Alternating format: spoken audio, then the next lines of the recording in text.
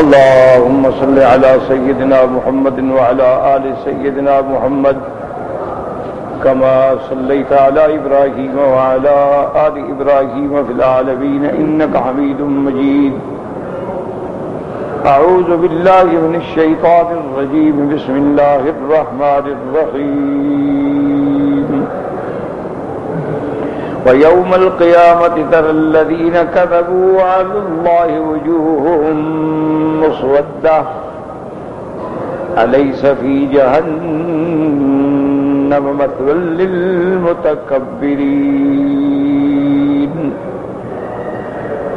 وينجي الله الذين اتقوا بمفازتهم لا يمسهم السوء ولا هم يحزنون.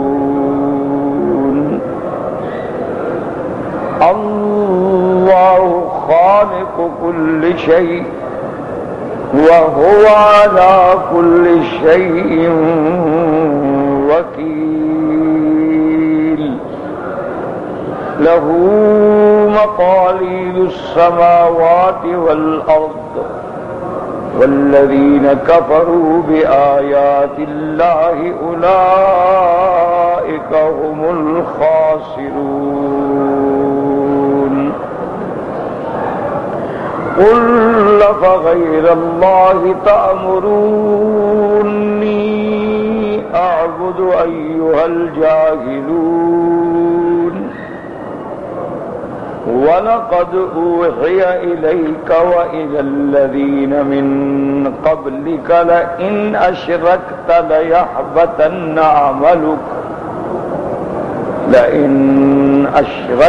ليحبطن عملك ولتكونن من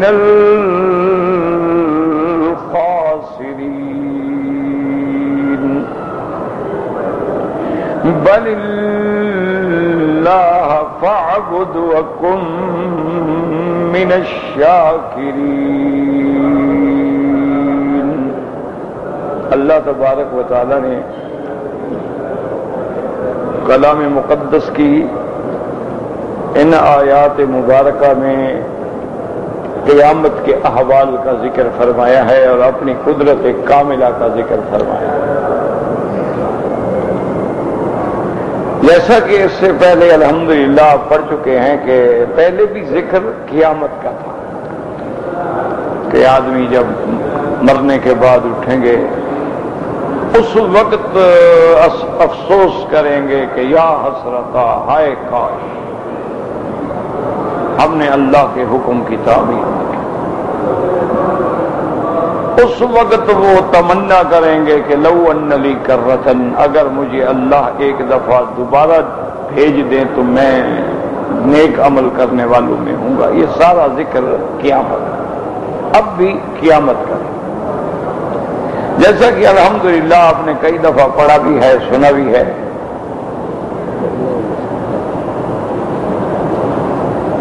کہ تین مسائل جو ہیں نا وہ بڑے بنیادی ہیں، اصولی ہیں، اساسی.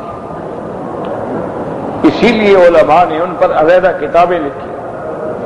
الاصول الثلاثہ، الایمان بالثلاثیات.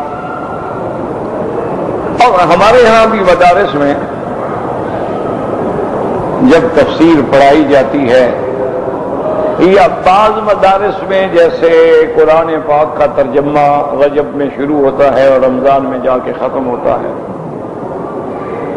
تو اس میں بھی اس سب سے پہلے مسئلہ الہ پہ زور دیا جاتا ہے. اس کے بعد نبوت و رسالت اور پھر معاد. یہ تین مسائل ہر حال میں، یعنی یوں سمجھ لیں کہ اگر 2 مہینے کا درس ہونا تو 1 مہینہ دوسرے مسئلہ الہ پہ لگ جاتا ہے. کیونکہ جب تک آدمی الہ کا معنی ہی نہ سمجھے تو کلمے پڑھنے کا کیا فائدہ ہو گیا. صرف کلمہ پڑھنا ضروری نہیں، جاننا بھی ضروری ہے. یعنی ایک آدمی نے پڑھا لا الہ الا اللہ محمد رسول اللہ، الحمدللہ مسلمان ہو گیا، لیکن اس کا جاننا جو ہے وہ بھی اللہ نے حکم دیا کہ فعلم، جانو، سمجھو. تو اس لیے یہ مسائل جو ہیں بے انتہا ضروری ہیں اور انہی پر نجات کی مدار ہے، یاد رکھو۔ باقی غلطیاں ہیں، انسان ہے، ہوتی ہیں، احکام میں غلطیاں ہوتی ہیں، اوامر میں ہوتی ہیں، معروفات میں ہوتی ہیں، منکرات میں ہوتی ہیں، انسان، اور ہر انسان جو ہے وہ خطا سے مرکب ہے۔ ہر بندے میں کوئی نہ کوئی خطا تو ہے، کوئی خطا سے پاک نہیں مگر انبیاء جو معصوم۔ بڑے سے بڑا انسان بھی ہو تو کوئی نہ کوئی غلطی تو ہو جاتی ہے۔ اسی لیے میرے محبوب نے، محبوب دو عالم نے فرمایا کلنا خطاؤن، ہم سب خطا کار ہیں، لیکن خیر الخطائین التوابون، سب سے اچھے خطا کار وہ ہوتے ہیں کہ غلطی ہو جائے تو پھر توبہ کرتے ہیں، اللہ کے دروازے پہ لوٹ آتے ہیں، ان کو چین نہیں ملتا، سکون نہیں آتا۔ اب دیکھا نا، ایک تو وہ لوگ ہیں نا جو گناہ کرتے ہیں اور پھر گناہوں پہ فخر کرتے ہیں، ہم نے یہ کیا، ہم نے یہ کیا۔ ایک لوگ وہ ہیں جو گناہوں میں ڈوبے ہوئے ہیں، توبہ کا فکر ہی نہیں۔ لیکن ایمان کا تقاضا یہ ہوتا ہے، جیسے آپ نے الحمدللہ کئی مقام پہ حدیثوں میں پڑھا ہے اور سنا ہے کہ صحابہ سے غلطی ہو گئی تو فوراً حضور کی خدمت میں آ گیا، یا رسول اللہ میں نے غلطی کی، مجھے سزا دیں۔ یہ وجہ کیا تھی کہ ایمان جو اندر ہے وہ چین نہیں لینے دیتا، وہ ڈر رہا ہے کہ بھئی جہنم کی سزا سے تو پھر یہ دنیا کی سزا بہتر ہے نا، اس کی کوئی حد ہے، ہو جائے گی۔ تو پہلا مسئلہ توحید، دوسرا مسئلہ نبوت و رسالت، اور تیسرا مسئلہ ہے معاد، قیامت۔ اور یہ قیامت کا مسئلہ سب سے مشکل ہے۔ اس کی وجہ یہ ہے کہ اللہ تبارک و تعالیٰ کو کوئی نہ بھی مانے نا، کسی نہ کسی وقت ماننا ہی پڑتا ہے، بڑے سے بڑا منکر ہو، دہریہ ہو، بڑے سے بڑا بے دین ہو، بڑے سے بڑا فاسق فاجر ہو، لیکن ایک وقت ضرور ایسا آتا ہے کہ وہ سوچتا ہے کہ بھئی خدا تو ہے، آخر یہ نظام عالم ایسے تو نہیں چل رہا نا، کوئی چلانے والا ہے۔ ہر حال میں اس کو ماننا پڑتا ہے۔ نبوت اور رسالت کا جو مسئلہ ہے الحمدللہ وہ بھی اتنا مشکل نہیں، کہ وہ حضرت آدم علیہ السلام سے نبوت کا سلسلہ جاری ہے، ہر دور میں پیغمبر آئے، ہر دور میں نبی آئے، کسی نے مانا کسی نے نہ مانا، لیکن انبیاء تو آئے۔ لیکن یہ قیامت کا جو مسئلہ ہے یہ بہت بڑا مشکل ہے۔ سب سے بڑی بات یہ ہے کہ ایک تو ہم نے قیامت دیکھی نہیں، اس دن کیا ہوگا ہم نے دیکھا نہیں، میدان حشر کتنا بڑا ہوگا ہم نے دیکھا نہیں، جنت کتنی بڑی ہوگی ہم نے دیکھی نہیں، جہنم کتنی طول طویل اور گہری ہوگی ہم نے دیکھا نہیں، ملائکۃ العذاب ہم نے دیکھے نہیں، جہنم کے سلاسل و اغلال ہم نے دیکھے نہیں، جہنم کے درکات جو ہیں ہم نے دیکھے نہیں۔ تو بغیر دیکھے ہوئے یہ بات محض عقل سے تو سمجھ ہی نہیں آ سکتی جب تک ایمان نہ ہو۔ تو اس لیے اس کے سمجھنے کے لیے سب سے بڑی ضرورت ہے کہ بصارت کے ساتھ بصیرت بھی، عقل کے ساتھ نور ایمان بھی، ورنہ یہ مسائل سمجھنا جو ہے بہت ہی مشکل ہے۔ اب کسی کو آپ عقل سے سمجھاتے رہے ہیں جی قبر میں عذاب ہوتا ہے، وہ کہے گا جی عجیب بات ہے، کہاں عذاب ہوتا ہے؟ ہم مردے کو کولڈ سٹوریج میں رکھ دیتے ہیں، 10 سال رکھا رہتا ہے، کچھ بھی نہیں ہوتا، تو کہاں ہے عذاب تمہارا؟ تو ان کو سمجھا نہیں سکتے آپ ان کو کیسے قائل کریں؟ آپ ان کو کہیں کہ جناب ہر آدمی نے مرنے کے بعد قیامت والے دن کھڑا ہونا ہے، وہ کہے گا عجیب سی بات ہے یار، مرنے کے بعد کیسے کھڑے ہوں گے؟ ایک بندہ جل گیا آگ میں، یا کل ہندوؤں کی طرح ان کو اپنے ماں باپ نے جلا دیا،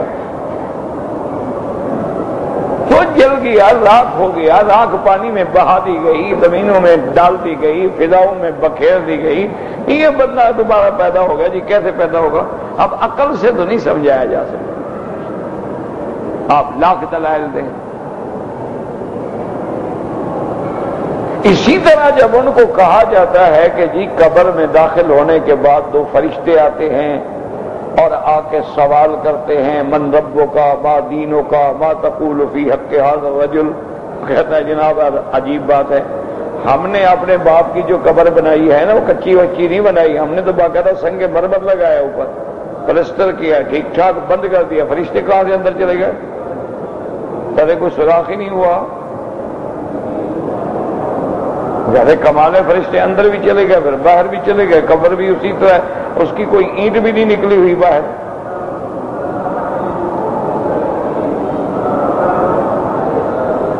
اسی طرح جب اس کو سمجھایا جاتا ہے کہ یہ 7 آسمان بچھا دو، 7 زمینیں بچھا دو، تو ایک جنت کا یہ عرض بنیں گے، جنت عرضها السماوات والارض۔ وہ کہتا ہے جناب اتنی بڑی جنت جو 7 آسمانوں کو بچھاؤ تو بڑی ہے، تو پھر ہے کہاں؟ تو آسمانوں سے تو وہ بڑی ہے۔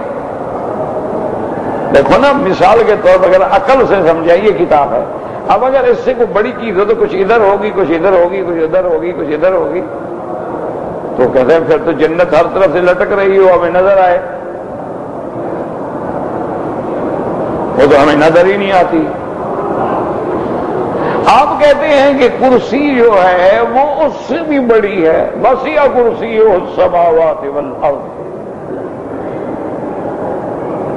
آپ کہتے ہیں کہ عرش جو ہے وہ کرسی سے بھی بڑا ہے۔ تو اس لیے یاد رکھیں یہ مسائل محض عقل سے سمجھ نہیں آتے، اور جو عقل سے سمجھنے کا مطالبہ کرتے ہیں وہ خود لا یعقلون، بے عقل ہیں۔ کیوں؟ عقل ہمارا ناقص ہے، عقل ہمارا کامل نہیں ہے۔ اب دیکھیں نا، مثلاً ایک آدمی ہے ماشاءاللہ وہ عالم ہے،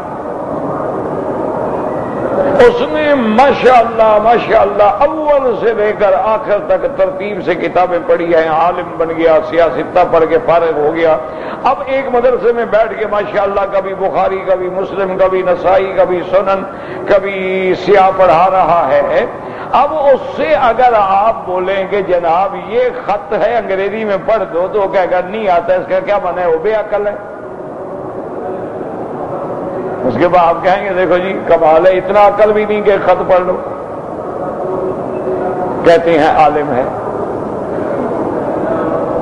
اسی طرح آپ دیکھیں کہ ایک آدمی ڈاکٹر ہے، وہ پورے عالم میں معلوم مشہور نام رکھنے والا ڈاکٹر ہے، اس سے کہو جی الحمدللہ کا ترجمہ کرو تو اس میں تو نہیں آتا۔ تو اب کیا کہیں گے؟ اس کا عقل نہیں ہے، یار کمال ہے، عقل ہی نہیں، اس کو فاتحہ کا ترجمہ بھی نہیں آتا بیچارے کو، بڑا بے عقل آدمی ہے۔ اسی طرح آپ جناب ایک بہت اعلیٰ قسم کا درزی ہو جو اعلیٰ سے اعلیٰ کٹنگ کرنا سلائی جانتا ہو، اس کے بعد جائیں جی میری گھڑی ٹھیک کر دو، وہ کہے گا اللہ کے بندے میں درزی ہوں، میں گھڑی صاف تھوڑا ہوں۔ اچھا بے عقل ہو، اتنا عقل بھی نہیں ہے یار، اتنے بڑے بڑے کپڑے کاٹ پھاٹ لیتے، چھوٹی سی گھڑی نہیں کاٹ سکتے۔ اس لیے ہمیشہ یاد رکھو یہ عقل سے سمجھنے کا مطالبہ کرنے والے جو ہیں یہ بے عقل۔ اگر عقل ہوتا، ایک اصولی بات یاد رکھو، اگر عقل ہوتا تو خدا کو نہ مان لیتے، اگر عقل ہوتا تو خالق السماوات والارض کو نہ مان لیتے۔ تو اس لیے ہمیشہ یاد رکھنا کہ جتنے قیامت کے مسائل ہیں، معاد کے مسائل ہیں، حشر کے مسائل ہیں، جنت کے مسائل ہیں، جہنم کے مسائل ہیں، ان کے قرات اور طبقات کے درکات کے مسائل ہیں، یہ سمجھ ہی تب آ سکتے ہیں جب عقل کے ساتھ اللہ نور ایمان بھی عطا فرمائے۔ اس کی مثال دی ہے بزرگوں نے، اللہ کرے آپ کو بھی سمجھ آ جائے، مجھے بھی سمجھ آ جائے۔ وہ کہتے ہیں دیکھو دنیا میں کبھی ایک نور کافی نہیں ہوتا۔ مثال ہے اس کہ ایک نور جو ہے وہ کافی نہیں ہوتا، سمجھے اچھی۔ مثلا رات کو ساری بتیاں جل رہی ہیں، اچھا دن ہے، سورج چمک رہا، ایک بندہ اندھا ہے، ایک نور تو ہے نا، لیکن اس کے بعد دوسرا نور نہیں ہے تو دیکھ سکتا ہے؟ نہیں دیکھ سکتا۔ اچھا اگر آپ کے پاس آنکھیں ہیں لیکن لوڈ شیڈنگ ہے، بجلی چلی گئی، آپ جناب اندھیرے میں آپ دیکھ سکتے ہیں؟ یعنی آپ کئی دفعہ آپ کو بھی تجربہ ہوا ہوگا، مجھے بھی ہوا کہ رات کو سو گئے، اٹھے اور جب آگے بجلی بند ہے، اپنے کمرے کا دروازہ نہیں ملتا، ادھر ہے یا ادھر ہے۔ میں تو کئی دفعہ بھول گیا ہوں، آپ نہیں بھولتے ہوں گے، آپ پڑھے لکھے لوگ ہیں۔ سمجھ ہی نہیں آ رہی نا، آدمی نیند میں ہوتا ہے نا، نیند کے خبر سے اٹھے، اب سمجھ نہیں آ رہی، یعنی ادھر سے نکلنا، ادھر سے نکلنا، کدھر جانا ہے؟ کیوں؟ اندھیرا ہے، آنکھیں تو ہیں لیکن اندھیرا ہے، دوسرا نور نہیں ہے۔ نور جب دونوں اکٹھے ہوں گے، آنکھیں بھی ہوں اور آگے نور بھی ہو، پھر الحمدللہ جناب آپ گھر میں بیٹھے ہیں، بتیاں جل رہی ہیں، آپ کتابیں پڑھ رہے ہیں، کیونکہ دونوں نور آپ کو مل گئے ہیں، ایک ظاہری نور ہے، ایک اللہ نے جو آنکھوں میں دیا۔ اسی طرح یاد رکھیں کہ شریعت کے جو مسائل ہیں وہ عقل کا نور تو تمہارے پاس ہے، اللہ نے تمہیں عقل دیا ہے، لیکن جب تک نور ایمان والی عینک نہ ملے وہ سمجھ نہیں آتا۔ نور ایمان بھی مل گیا، عقل بھی مل گیا، کیوں؟ جو بے عقل ہے ان پر تو شریعت ہے ہی نہیں نا، مجنون پر تو کوئی شریعت نہیں نا، جو دیوانہ ہے، پاگل ہے، اس پر کیا شریعت ہے؟ حتیٰ کہ عقل والا ہے لیکن نیند آ گئی، سو گیا ہے، وہ بھی معذور ہے۔ تو اب جب یہ دونوں چیزیں مل گئی، عقل بھی مل گیا، نور ایمان بھی مل گیا، اب دونوں جب اکٹھے ہو گئے مشکل مسئلہ ہے ہی نہیں۔ یہی وہ وجہ تھی نا کہ ابو جہل کو اور اس کی برادری کو میرے آقا کا معراج سمجھ ہی نہ آیا۔ کیوں؟ وہ عقل دوڑا رہے تھے کہ جناب کیسے ہو سکتا ہے مسجد الحرام سے مسجد الاقصی 1 مہینے کا سفر ہے، حضور فرماتے میں نے رات میں کر لیا، کیسے ہو سکتا ہے؟ عقل نہیں مانتی نا۔ اب حضور فرماتی ہیں میں نے 7 آسمان، سدرۃ المنتہا، میں نے جنت دیکھی، اللہ تبارک و تعالی سے کلام ہوا، اور میں واپس آیا، ابھی رات بھی نہیں گزری، میں مکے میں واپس بھی آ گیا۔ تو اب جناب دیکھیں وہ کہتے تھے جی یہ عجیب بات ہے، ہم نہ کہتے تھے نعوذ باللہ مجنون ہیں، دیوانے ہیں، یہ دیوانوں کی باتیں ہیں نا، بھلا کوئی آدمی ایک رات میں جا سکتا ہے؟ اس لیے بعض روایات میں آتا ہے، بعض تو علماء نے فرمایا کہ روایات غلط ہیں، اور بعض کہتے ہیں کہ روایات تو ہیں لیکن ضعیف ہیں، کہ کافر، اور ایک حدیث صحیح بھی ہے، یعنی وہ کافر اتنے پریشان ہوئے، اکٹھے ہو کے حضور کے پاس آ گئے کہ یا رسول اللہ صلی اللہ علیہ وسلم اسریت الی المسجد الاقصی ثم عرجت الی السماوات، نعم اسراء بھی ہے، معراج بھی ہے، انہوں نے کہا اچھا صف لنا مسجد الاقصی، انہوں نے کہا حضور اگر آپ کو اسراء اور معراج ہوا ہے تو آپ بیت المقدس کی مسجد اقصی جو ہے نا اس کی ہمیں ذرا صفت بیان کریں، کتنے دروازے ہیں، کس کس طرف دروازہ ہے، کہاں محراب ہے؟ حدیث مبارک میں آتا ہے کہ حضور پاک فرماتے ہیں فقریب تو مجھے بڑی تکلیف کہ یہ عجیب قوم ہے، میں مسجد اقصی میں اللہ نے مجھے سیر کے لیے بھیجا کہ میں دروازے گننے گیا تھا اور اس کے نشانیاں یاد کرنے کے لیے گیا تھا کہ آگے مجھے قوم ٹکرے گی۔ جیسے اب کوئی حاجی حج پڑھ کے اپنے ملک میں واپس جائے، وہ کہیں جی بتائیں نا حرم مکہ کے کتنے دروازے ہیں، اس کے دادے کو بھی نہیں آتا ہے، تو کیا اس کا معنی یہ ہے اس نے حج ہی نہیں پڑھا؟ اس سے پوچھیں کہ جناب مسجد نبوی کے پہلے کتنے دروازے تھے، اب کتنے دروازے ہیں، پہلے کتنے مینار تھے، اب کتنے مینار ہیں؟ سوال ہی پیدا ہے۔ چلو پوچھ کے دیکھو کہ ریاضی تھے، وہ کہے گا خدا کے بندے ہم حج پہ گئے تھے کہ دروازے کتنے گئے تھے۔ اب آپ کسی سے پوچھیں گے جی عرفات گئے تھے، ہاں جی گئے، اچھا کتنا طول عرض ہے اس کا؟ چلو آپ بتا دیں، آپ تو ماشاءاللہ مکے میں رہتے ہیں، آپ کے تو پڑھتے پڑھتے 22 سفید ہو گئے، آپ بتا دیں گے طول عرفات کا میدان جو ہے اس کا طول عرض کیا ہے؟ کوئی نہیں جانتا، کتابوں میں لکھا ہوا ہے، کتابوں میں موجود ہے، کتابیں چھپ گئی ہیں، موجود ہے۔ کہنے کا مقصد یہ تھا کہ میرا محبوب دو عالم اس لیے تو تشریف نہیں لے گئے۔ مسجد اقصی میں پہنچے، جبریل نے براق باندھی، رحمت دو عالم اندر تشریف لے گئے، اور آپ کے سامنے 2 برتنوں میں، ایک میں دودھ تھا اور ایک میں شراب تھی، وہ پیش کیا گیا۔ حضور پاک صلی اللہ علیہ وسلم نے وہ دودھ والا برتن اٹھا کے دودھ پی لیا، تو حضرت جبریل نے کہا سبت الفطرت، حضور آپ نے فطرت کو چنا ہے، کیوں؟ ہر بچہ جب پیدا ہوتا ہے اس کی غذا بھی تو دودھ ہے، اور دودھ پاک ہے، اور دودھ اللہ کی نعمت ہے۔ اگر آپ شراب اٹھا لیتے تو آپ کی امت تو گمراہ ہو جاتی۔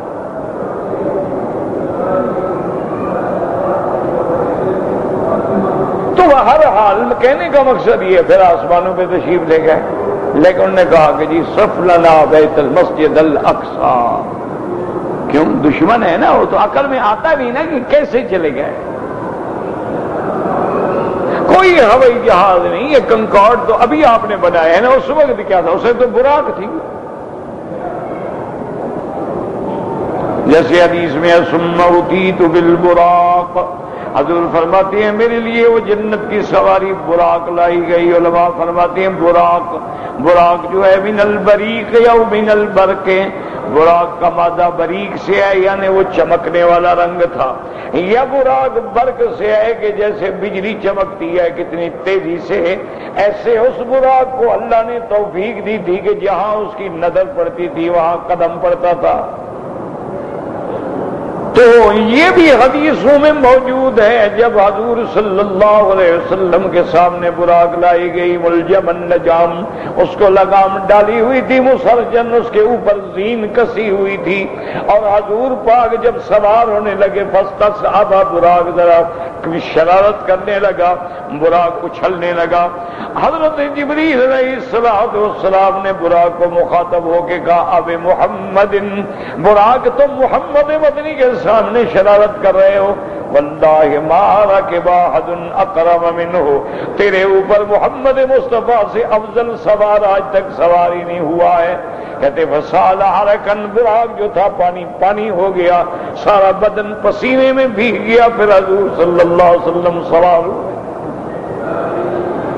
اور حضور صلی اللہ علیہ وسلم طور سینا پہ گزرے، حضور صلی اللہ علیہ وسلم بیت اللحم پہ گزرے، اور جن جن مقامات پہ میرے آقا گزرے وہاں 2 رکعت نماز بھی پڑھی ہے۔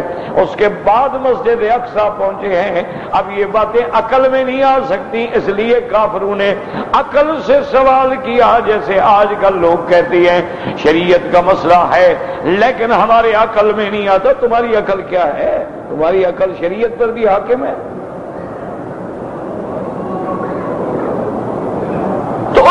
صف لنا مسجد الاقصی یا محمد صلی اللہ علیہ وسلم، حضور آپ بتائیں مسجد اقصی۔ حضور فرماتے ہیں وَقَرِبْتُ كَرْبًا، مجھے بڑا صدمہ ہوا، دکھ ہوا، لیکن اللہ تبارک و تعالی نے فرمایا جبریل جا کے میرے مدنی سے کہہ دیں کہ آپ کیوں گھبراتے ہیں۔ حضور فرماتی ہیں میں حتیم میں آ گیا، یہ جو کعبہ شریف کے باہر چھوٹی دیوار ہے، فَتَجَلَّى عَلِي، اللہ تبارک و تعالی نے بیت المقدس میرے سامنے کر دیا۔ اب بعض علماء فرماتے ہیں کہ پردے ہٹا دیے گئے، اور بعض علماء فرماتی ہیں کہ نہیں، حقیقتاً بیت المقدس اٹھا کے محمد مدنی کے سامنے کر دیا گیا۔ کیوں؟ وہ کہتے ہیں کہ اگر ملکہ بلقیس کا تخت آ سکتا ہے قال الذي عنده علم من الكتاب انا آتيك به قبل ان يرتد اليك طرفك. جس کو اللہ نے کتاب کا علم دیا تھا اس نے کہا سلیمان علیہ السلام اگر مجھے حکم دیں تو پلک جھپکنے سے پہلے میں یمن سے لا کے ملکہ بلقیس کا تخت آپ کے ملک میں رکھ سکتا ہوں. آپ نے اجازت دی اور تخت اٹھا کے اس نے رکھ دیا. تو اتنا بڑا تخت جو ہے وہ اگر یمن سے شام یعنی ایک پلک جھپکنے میں پہنچ سکتا ہے اور وہ بھی ایک آدمی ہے صحابی ہے سلیمان علیہ السلام کا, تو اللہ کے آگے بیت المقدس حضور صلی اللہ علیہ وسلم کے سامنے اٹھا کے پیش کرنے میں کیا مشکل تھی. اس لیے حتیٰ کہ وہ عرش جب آیا نا جی تھوڑا سا اس میں رد و بدل آپ پوچھا گیا ملکہ سے تیرا یہ جو عرش ہے اسی طرح تیرا, انہوں نے کہا کأنہو, معلوم ہوتا ہے یہ تو وہی ہے. تو اب بیت المقدس سامنے آ گیا, حضور سے پوچھتے گئے حضور جواب دیتے گئے. اب عقل والے بے وقوف بن کے کھڑے ہیں, دنگ کھڑے ہیں, یار بات تو ٹھیک بتا رہے ہیں حضور. انہوں نے کہا حضور اچھا یہ بات تو ہو گئی بھئی یہ مسئلہ تو ہو گیا, لیکن ایک ہمارا قافلہ جو ہے تجارتی وہ بھی بیت المقدس گیا شام واپس آ. آپ نے وہ راستہ جو آپ گئے ہیں آپ نے دیکھا؟ آپ نے فرمایا ہاں میں نے دیکھا ہے, وہ قافلہ فلاں مقام پہ ہے اور فلاں دن وہ قافلہ مکے میں پہنچے گا اور اس کے آگے ایک اونٹ والا اکیلا ہوگا جو سب سے پہلے پہنچے گا. اب جناب کھڑے ہیں سڑکوں پہ کھڑے ہیں عقل والے, نبی کا امتحان کر رہے ہیں نا عقل والے, جیسے آج کل عقل والوں کو بیماری ہے شریعت کا امتحان کرتے ہیں. اب جناب جب گئے دیکھا تو وہی ایک اونٹ آگے آ رہا ہے, باقی قافلہ سارا پیچھے ہے. تو اب ان کو عقل پر یعنی ناز تھا, لیکن جب اللہ کے نبی نے جواب دے دیا تو اب جناب خود پاگل بن گئے, خود گنگ ہو گئے. لیکن ابو بکر کو عقل کا مسئلہ نہیں تھا, وہ تو عاشق تھا نا محمد مصطفیٰ کا, اس کو تو عشق تھا نا میرے مدنی محمد مصطفیٰ سے, اس کا تو محبوب ہی محمد مصطفیٰ ہے, ساری کائنات سے پیارا محمد مصطفیٰ ہے. اور وہ تو حضور کی صداقتیں نبوت سے قبل بھی آزما چکا ہے. تاریخ کی کتابوں میں لکھا ہے کہ حضرت ابو بکر سفر کر رہے تھے شام کا, راستے میں آپ نے خواب دیکھا. ابھی اسلام نہیں لائے, ابھی ابو بکر حتیٰ کہ حضور نے ابھی اعلان ہی نہیں فرمایا نبوت کا. خواب دیکھا, وہاں ایک راہب تھا, یہودیوں کا ایک عالم تھا. اس وقت بھی ہوتے تھے احبار روحبان, احبار کہتے تھے علماء, روحبان کہتے تھے پیر. ان میں بھی ہوتے تھے نا, عالم بھی ہوتے تھے, پیر بھی ہوتے تھے, صوفی بھی ہوتے تھے, ہر قسم کی مخلوق ہوتی تھی جیسے ہم میں. حضرت صدیق نے جا کے اپنا خواب سنایا. اس نے کہا ابو بکر, پہلے اس نے پوچھا کہ ما اسمو کا, انہوں نے کہا عبداللہ. اس نے کہا یہ تو سمجھ نہیں آتا, آپ کی کوئی کنیت ہے؟ اس نے کہا ابی بکر. اچھا. انہوں نے کہا کون ہو تم؟ انہوں نے کہا میں قریشی ہوں. من این انت, کہاں کے رہنے والے ہو؟ اس نے کہا مکہ میں. اس نے کہا ابو بکر پھر میں تمہیں مبارک دیتا ہوں, وہاں اللہ کا ایک نبی پیدا ہوگا جس کا تو سب سے پہلا مسلمان. اللہ اکبر, اللہ. ابھی نبوت نہیں, ابھی زمانہ جاہلیت ہے ابو بکر کا. ابو بکر رضی اللہ تعالیٰ عنہ فرماتے ہیں میں تو یہ خواب دیکھ کے بھول گیا. خواب دیکھا تھا, مدت گزر گئی, بھول گیا.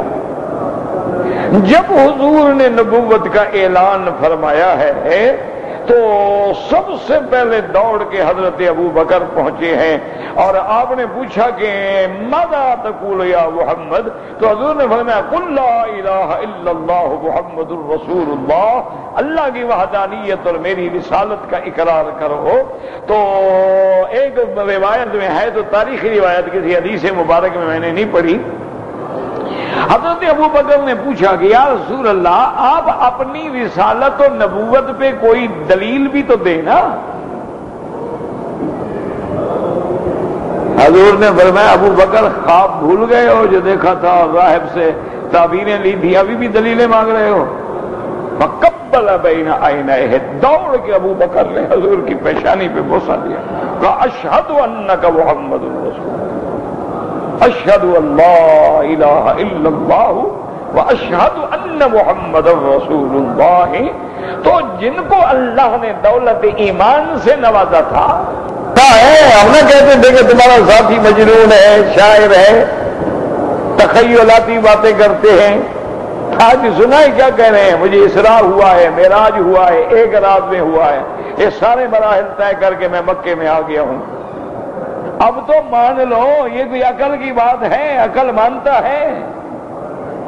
یہ ہے نور ایمان. ابو بکر نے کہا ابو جہل زیادہ تقریر مت کرو. حل سمیت بالرسول اللہ ہے, جو کچھ کہہ رہے ہو یہ تم نے سنا ہے, میرے محبوب نے فرمایا ہے. دیکھو ابو بکر آگے کون ہے, ابو جہل ہے مشرک, لیکن ابو بکر کو پتہ ہے کافر ہے لیکن جھوٹ نہیں بولے گا. آج کل تو ماشاءاللہ حاجی صاحبان ایسا جھوٹ بولتے ہیں کہ ابلیس لعین بھی نہ بول سکے. وہ بھی حیران ہو جائے کہ یار کمال ہے, یہ جھوٹ تو ہم نے آگے سنا ہی نہیں تھا. اس نے کہا زیادہ تقریر مت کرو, ایک بات بتاؤ جو کہہ رہے ہو یہ لفظ میرے محبوب نے فرمائے ہیں. انہوں نے کہا میں ابھی سن کے آ رہا ہوں, چلو تم جا کے پوچھو. نے کہا جانے کی ضرورت نہیں, صدق رسول اللہ, حضور نے سچ کہا. اب ابو جہل اور پاگل ہو گیا. اور نے کہا ابو بکر آپ مانتے ہیں یعنی حضور آسمانوں پہ گئے؟ انہوں نے کہا یار میں جبریل کا آنا جانا مانتا ہوں تو نبی کا جانا کیا مشکل ہے. تو اس لیے یاد رکھیں کہ اگر تو نور ایمان ہے پھر نہ قیامت کا ماننا مشکل ہے, نہ قبر کا عذاب ماننا مشکل ہے, نہ جنت جہنم ماننا مشکل ہے, کیونکہ ہم نے کلمہ پڑھا ہے محمد الرسول اللہ. اللہ نے قرآن اتارا ہے محمد مصطفیٰ پہ. قرآن کہتا ہے کہ جنت ہے, قیامت ہے, میزان ہے, صراط ہے, عدل ہے, حساب ہے, نامہ اعمال ہے. اور پھر حضور پاک فرماتے ہیں میں نے اپنی آنکھوں سے جنت دیکھی ہے. بات ختم ہو گئی. تو مسلمان کے لیے سمجھنا کیا مشکل ہے, مومن کے لیے سمجھنا تو مشکل نہیں کہ نور ایمان ہے. حضور نے فرمایا میں دیکھ رہا ہوں ان قبر والوں پہ عذاب ہو رہا ہے. جب حضور نے فرما دیا بات ختم. حضور پاک نے ہمیں سکھلایا ہے دعا کے اللہ تبارک و تعالی سے دعا مانگی کرو, اللہم انی اعوذ بک من عذاب القبر. اگر وہ عذاب ہی نہیں تو پھر پناہ مانگنے کا کیا معنی؟ ہمیں اپنے آقا نے سمجھایا ہے کہ جب آدمی کو دفن کر لو تو قبر پہ کھڑے ہو کے دعا مانگو کہ اللہ ہمارے بھائی پر سوال و جواب کا وقت ہے, آسان فرما دے. تو جب ہمیں اللہ کے نبی نے فرما دیا بات ختم. اچھا کبھی کبھی اللہ نمونہ بھی دکھلا دیتے ہیں, عذاب کا بھی اور رحمت کا بھی. یہ اس کی مہربانی ہے کہ اپنے بندوں کو سمجھانے کے لیے کبھی کبھی انکشاف بھی کر دیتے ہیں. ورنہ مومن کے لیے اتنی بات, اس لیے اللہ پاک فرماتے ہیں کہ جب قیامت کا دن ہوگا وَيَوْمَ الْقِيَامَةِ تَرَى الَّذِينَ كَذَبُوا عَلَى اللَّهِ وُجُوهُهُمْ مُسْوَدَّةٌ. اللہ فرماتے ہیں میرے محبوب خبر دے رہے ہیں کہ قیامت والے دن آپ دیکھیں گے ان لوگوں کو تَرَى الَّذِينَ كَذَبُوا عَلَى اللَّهِ وُجُوهُهُمْ مُسْوَدَّةٌ, ان کے چہرے سیاہ ہوں گے. چونکہ قیامت والے دن دوسری آیتوں میں بھی آتا ہے یوم تبیض وجوہ وتسود وجوہ. قیامت والے دن مومنوں کے چہرے چمکتے ہوں گے, روشن ہوں گے, سفید ہوں گے, اور کافروں کے چہرے سیاہ ہوں گے. جیسے تیسری جگہ قرآن کہتا ہے وجوہ یومئذ مسفرۃ ضاحکۃ مستبشرہ ووجوہ یومئذ علیہا غبرہ ترہقہا قطرہ اولئک هم الکفرۃ الفجرہ۔ اسی لیے بعض علماء فرماتی ہیں کہ دنیا میں بھی دیکھ لو، سچ کہنے والے کا چہرہ الگ ہوتا ہے اور جھوٹ بولنے والے کا چہرہ الگ ہوتا ہے۔ جھوٹا آدمی آنکھ اٹھا کے بات نہیں کر سکتا، اس کی آنکھوں میں آنکھیں ڈال کے بات کریں تو گھبرا جاتا ہے، چہرے پہ ہوائیاں اڑ رہی ہوتی ہیں، اور سچا آدمی کھڑا ہے ڈٹ کے کہہ رہا ہے میں نے دیکھا ہے، میں کہہ رہا ہوں، نہ مانو تمہاری مرضی لیکن سچ ہی۔ تو اس کا اصل اثر جو ہے وہ قیامت میں ظاہر ہوگا۔ مومنین اپنے چمکتے ہوئے چہروں کے ساتھ وجوہ یومئذ ناظرۃ الی ربہا ناظرہ۔ اللہ تبارک و تعالیٰ کے دیکھنے والے چہرے ایمان والوں کے، لیکن اس کے مقابلے پہ کافروں کے چہرے پہ سیاہی ہی ہوگی، کافروں کے چہرے سیاہ ہوں گے۔ آج وہ سارا منظر اپنی آنکھوں کے سامنے دیکھ رہے ہوں گے۔ اللہ تبارک و تعالیٰ رحم فرمائے۔ آگے فرماتے ہیں الیس فی جہنم الیس فی جہنم مثوی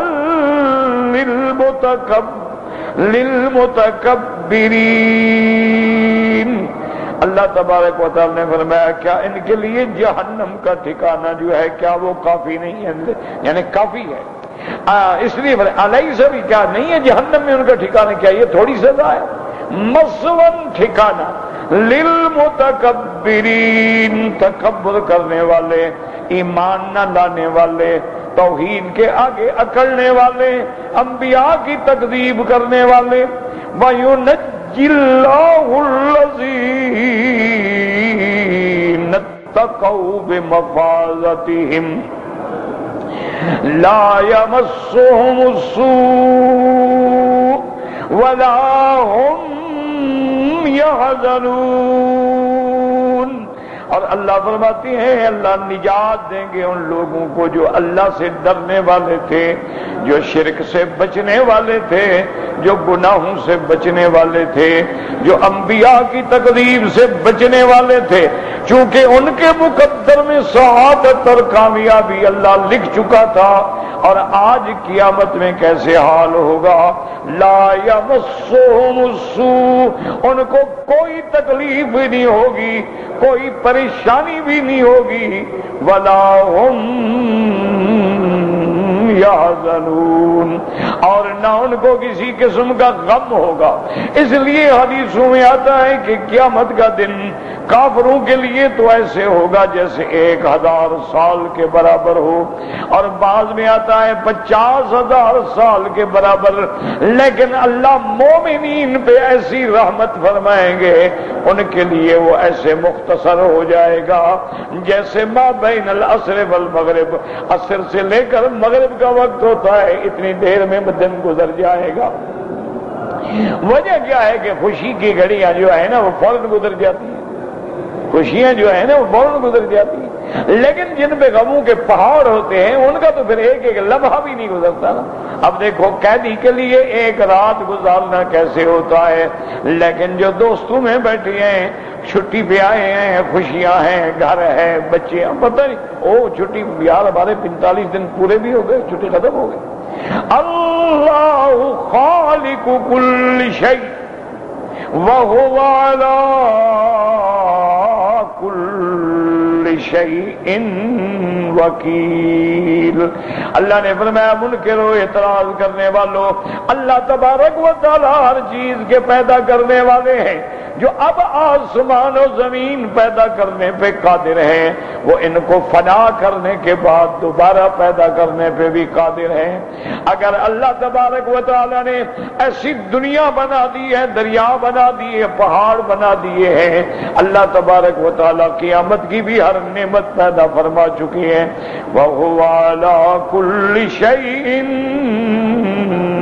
وَكِيلٌ، اور وہ ہر چیز پہ نگہبان ہے، وہی ہر چیز پہ محافظ ہیں. تو اللہ جب خالق ہے، جب آدمی اپنے خالق پر ایمان لے آئے، پھر اس کی مخلوقات پر ایمان لانا ماننا مشکل نہیں ہوتا ہے. اللہ نے ہماری آنکھ بنا دی ہے، کان بنا دیے، انسان بنا دیے، تو اب بنا دیا دوبارہ نہیں بنا سکتے. تو جن کا ایمان ہے جو کہ دونوں نور اکٹھے ہو گئے، عقل والا نور بھی اور ایمان والا نور بھی اکٹھے ہو گیا، ان کے لیے یہ مسئلہ سمجھنا مشکل نہیں ہوتا. یا اللہ ہمیں بھی اپنی رحمت سے جنت الفردوس نصیب فرما، اور عذاب حشر سے، عذاب قبر سے، عذاب جہنم سے، فتنہ قبر سے، فتنہ حشر سے اپنی رحمت سے نجات عطا فرما.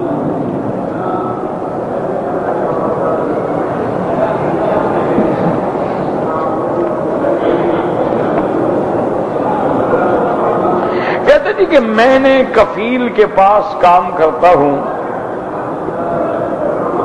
اب جو انشورنس وغیرہ کی پابندی ہے، کیا یہ کفیل کے ذمے ہے یا میرے ذمے ہے؟ تو آپ کے معاہدے کے مطابق ہے نا کہ آپ کا جب عقد ہوا تھا، کیا عقد میں شرائط کیا تھا؟ جب عقد کے شرائط سامنے نہ ہوں تو آدمی کیسے فیصلہ کر سکتا ہے؟ مثلا جب آپ نے کنٹریکٹ کیا، اس میں کیا لکھا ہوا علاج کس کے ذمے ہے؟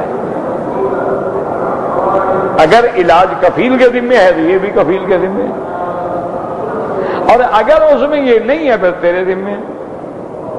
یہ تو تمہارا معاملہ ہے عقد کے مطابق، کیونکہ جب یہی تو مشکل ہوتی ہے نا کہ ہم لوگ جب آتے ہیں، جب کنٹریکٹ ہوتے ہیں، پڑھتے ہی نہیں ہیں، دستخط کر کے دے دیں گے، پتہ ہی نہیں کیا لکھا ہے،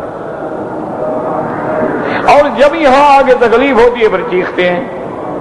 وہاں سے تو شوق ہوتا ہے نا، ویزا مل گیا، ویزا مل گیا، ویزا مل گیا، بھاگے.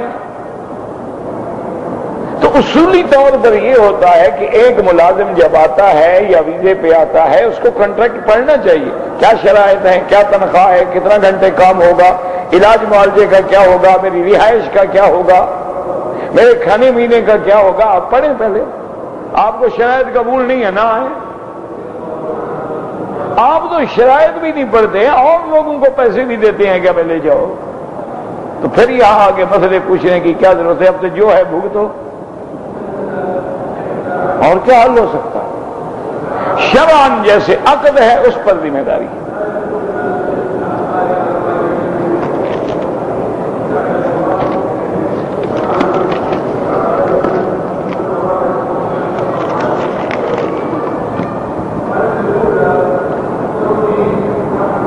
کہتے ہیں جی کہ الحمدللہ ہم نے حج کیا ہے،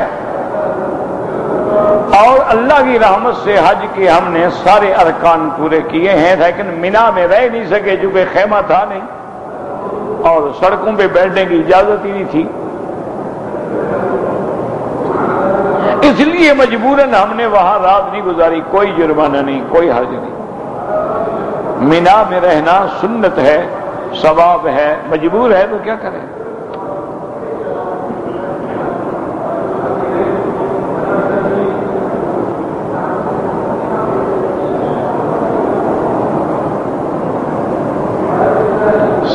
صحیح نہیں، سعی حج افراد ہو یاد رکھو، یا حج تمتع ہو یا حج قران ہو، جیسے طواف زیارت رکن ہے ایسے صفا مروہ دوڑنا بھی واجب ہے، کوئی بھی حج ہو.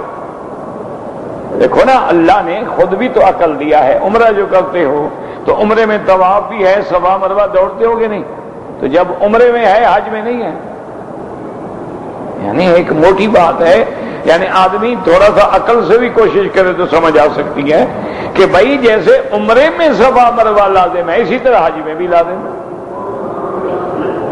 اب اگر آپ نے صفا مروہ نہیں دوڑے تو الحمدللہ شریعت میں اتنی رعایت موجود ہے کہ ابھی آپ نفلی طواف کریں اور وہی نیت کر کے کہ یا اللہ جو حج کی صفا مروہ ہمارے ذمے ہے وہ جا کے دوڑ لیں، ادا ہو جائے گی اور جرمانہ بھی کوئی نہیں، اور انہی کپڑوں میں.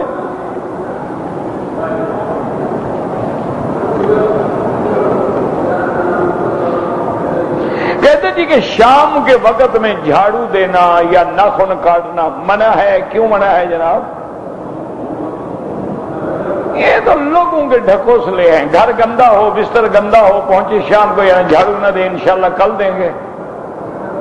یہ تو لوگوں نے مسئلے بڑے ہوئے ہیں. شام کو جھاڑو نہ دو، ناخن نہ کاٹو، اور جناب 10 محرم کو اگر سرما پہن لو گے تو سارا سال آنکھیں خراب نہیں ہوں گی. پھر تو کسی شیعہ کی خراب نہ ہوتی، کبھی آنکھوں کا آپریشن ہی نہ کرانا پڑتا. ڈھکوسلے ہیں، فرضی مسئلے ہیں جو لوگوں نے گڑے ہوئے ہیں. گھر جو بیٹھتے ہیں نا گھڑتے رہتے ہیں مسئلوں کو.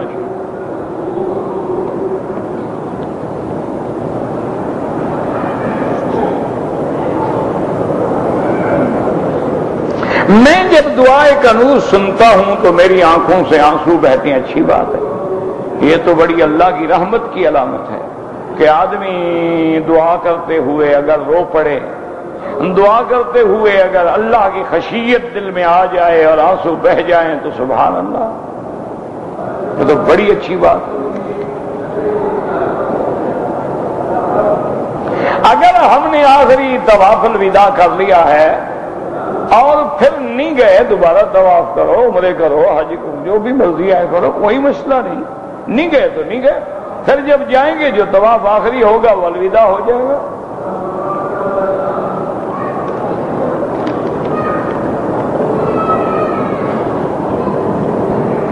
کہتے جی کہ اگر عورت نے مانگ جو ہے وہ سیدھی نہیں نکالی، یعنی آڑی نکالی ہے، نماز ہو جائے گی؟ نماز تو ہو جائے گی. نماز کو تو کوئی حرج نہیں. نماز کا تو مانگ سے کوئی تعلق نہیں، مانگ کا تو خامن سے تعلق ہے. لیکن وہ یہ آڑی ترچھی ٹیڑھی میڑھی خامد کے لیے نکالے، لوگوں کے لیے نہیں. اگر لوگوں کے لیے نکالی ہے تو اللہ کی لعنت برستی. باقی نماز ہے، نماز تو جناب ہو جائے گی. جن نے بال کٹوائے ہوئے ہیں وہ کہاں سے مانگ نکالیں گے؟ وہ تو لڑکا بنے ہوئے ہیں. نماز تو ان کی بھی ہو جائے گی. وہ تو جناب کاؤ بوائے کٹ بنواتی ہیں آج کل تو لیڈیز جو ہیں، ان کو مرد بننے کا بڑا شوق ہے. اور ہمارے مردوں کو عورت بننے کا بڑا شوق ہے. وہی لباس پہنیں گے جو عورتیں پہنتی ہیں، سارے کڑھائی والے اور چکن والے اور پھولوں والے. یعنی شرم آتی. 80 سال کے بوڑھے اور جناب اوپر بھرائی والے اور کیا کیا کپڑے پہنے ہوتے ہیں. مجھے دیکھ کے شرم آتی ہے، پتہ نہیں ان کو پہنتے ہوئے بھی شرم نہیں آتی. بھائی عمر کے مطابق کپڑا پہنو، کچھ شرم کرو. یہ بچے پہنے، جوان پہنے، نوجوان پہنے، چلو جوانی میں ہوتی ہے دیوانی. لیکن اب عمر 80 سال ہو جائے، گھٹنے جواب دے جائیں، اینک 4 نمبر کی لگی ہوئے اور پھول کی کڑھائی والا کرتا پہن کے چل رہے ہوں حضرت، تو عجیب کارٹون لگتا ہے آدمی. انسان کی عمر جب لمبی ہو جائے سوبر لباس پہنے، لباس عزت والا پہنے، اور ہر چیز جو ہے آپ کی اس میں یعنی برد باری نظر آئے. یہ نہیں کہ اس میں چھچورا پن نظر آئے.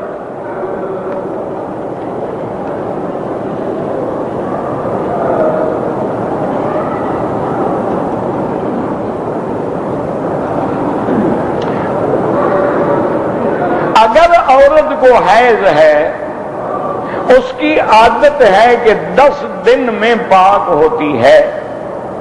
9 دن میں 9ویں دن اگر خامد نے اس سے جماع کر لیا تو بہت بڑا گناہ ہے. توبہ کریں، استغفار کریں، صدقہ و خیرات کریں اور اللہ سے پناہ مانگیں. یہ اتنا بڑا گناہ الگ ہے اور بیماری الگ ہے. دونوں کو یا سوزاک ہو جائے گی، اللہ معاف کرے، یا کینسر ہو جائے گا، شک ہو جائے گی. کیوں؟ اندر تو پلیدی ہے نا. تو جب اس پلیدی کے اثرات آئیں گے، صاف بات ہے دونوں کے لیے مسئلہ پیدا ہوگا. توبہ کریں، استغفار کریں. اور اس لیے حکم ہے فَلَا تَقْرَبُوهُنَّ حَتَّى يَطْهُرْنَ. قرآن کہتا ہے آپ ان کے قریب نہیں جا سکتے جب تک کہ وہ پاک ہو کے غسل بھی نہ کر لے. جب تک غسل نہیں کیا پاک کہاں ہوئی؟ حَتَّى يَطْهُرْنَ فَإِذَا تَطَهَّرْنَ فَأْتُوهُنَّ مِنْ حَيْثُ أَمَرَكُمُ اللَّهُ. اور لفظ میں شدت ہے کہ اچھی طرح پاک ہو. اس لیے حدیث مبارک میں بھی آتا ہے کہ عورت کو جب حیض کے دن گزر جائیں تو باقاعدہ کپاس اندر رکھ کے تسلی کرے کہ اس کو کوئی داغ تو نہیں لگتا. یہ نہیں کہ خون بہنا بند ہو گیا، بہنا تو بند ہو گیا لیکن اندر کھڑا ہو. اندر کپاس رکھ کے تسلی کرے، کپاس کو چیک کرے کہ اس کو داغ تو نہیں.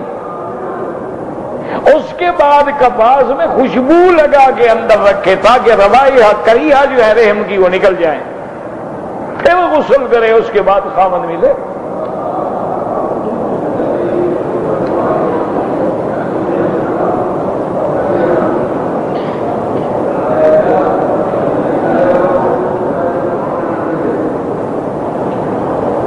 ایک شخص کے پیسے میرے پاس ہیں، اس پر جو زکوٰۃ ہے وہ ربیع الاول میں بنتی ہے، عمرے پہ آنے کا ارادہ ہے تو زکوٰۃ اس نے دینی ہے، تمہیں کیوں فکر پڑ گئی ہے؟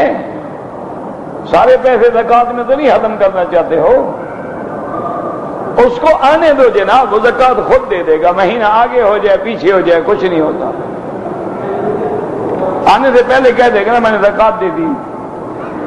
تم کیوں زکوٰۃ دے دو؟ پیسے اس کے ہیں، تم مالک ہو. وہ آئے گا، خود لے گا، پھر خود زکوٰۃ جا کے کسی کو دے گا. سجدے کی حالت میں دعا مانگنا بالکل جائز ہے، اور بلکہ سجدے کی دعا جو ہے وہ تو بڑی امید ہے کہ اللہ جلدی قبول فرماتے ہیں. حدیث میں آتا ہے کامن ان یستجاب لہ، یعنی جو سجدے میں دعا کرے وہ تقریباً اس بات کا متقاضی ہے کہ اللہ اس کی دعا کو قبول کر لے. کیونکہ حالت سجدہ جو ہے نا انسان کی پستی کی انتہا ہے، ذلت کی انتہا ہے کہ مولا تیرے لیے میں نے اپنا چہرہ مٹی میں ڈال دیا. تو اس وقت جو دعا کرتا ہے وہ اللہ تبارک و تعالی قبول فرماتے ہیں. لیکن سجدے میں دعا وہ کریں جو احادیث میں ہے، اپنی طرف سے نہ شروع ہو جائیں. وہ احادیث والی دعا اللہم انی اسألک العفو والعافیہ یا مقلب القلوب ثبت قلبی علی دینک اللہم انک عفو کریم عظیم تحب العفو فاعف عنا اللہم احسن عاقبتنا فی الامور کلہا واجرنا من خزی الدنیا وعذاب الآخرہ سبوح قدوس ربنا ورب الملائکۃ والروح. سجدے میں تو دعا کیا کرو. ربنا تقبل منا انك انت السميع العليم يا حي يا قيوم يا ذا الجلال والاكرام يا شافي يا سلام يا شافي يا سلام اللهم اشفنا واشف مرضانا ومرضى المسلمين. دعا کریں اللہ ہر بیمار کو شفا دے، اور اس عاجز کو بھی اللہ ہر بیماری سے شفا کاملہ صحت عاجلہ عطا فرما دے. یا الہ العالمین عالم اسلام کی عزت کا فیصلہ فرما. یا اللہ کفر کی ذلت کا فیصلہ فرما. یا الہ العالمین ہمیں مانگنا نہیں آتا، بغیر مانگے عطا فرما. ربنا آتنا فی الدنیا حسنۃ وفی الآخرۃ حسنۃ وقنا عذاب النار. اللهم انا نسألك من الخير كله عاجله وآجله ما علمنا منه وما لم نعلم. اللهم انا نعوذ بك من الشر كله عاجله وآجله ما علمنا منه وما لم نعلم. صلى الله تعالى على خير خلقه سيدنا محمد وعلى آله وأصحابه أجمعين.